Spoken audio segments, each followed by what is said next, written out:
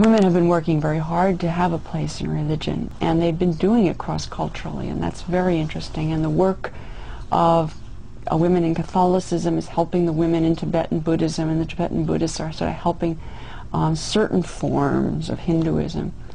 But there are, each place there are limits. You have to, in order to define a place for yourself in a tradition, you have to grant the traditional sorts of limits. You say, I'm not going to overthrow the tradition, I'm just trying to have a rightful place in it. So women are working very hard in the religious traditions, and in their own way they're creating revolutions that'll mean those traditions aren't the same, but in the meantime aspects of the boundaries, aspects of what they're doing mean the boundaries are as clearly drawn as ever.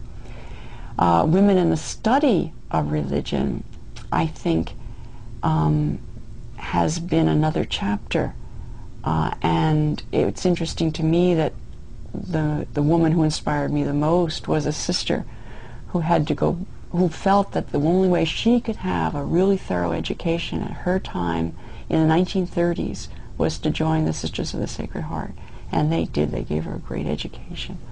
But later on in the 70s, she could go back for a PhD here and a PhD there.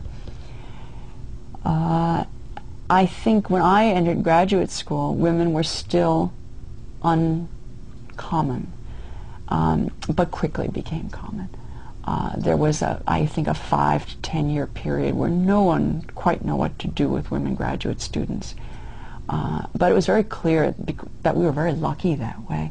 The men were so hard on the male students. They had worked out a patriarchal system of dumping on those poor guys, and the women were just unimportant to be by the side, which enabled the women to be very free and take on topics that were never picked up in the academy before, had trouble getting those topics taken seriously, but won out, I think, and the vitality of the American Academy of Religion is one testimony to that.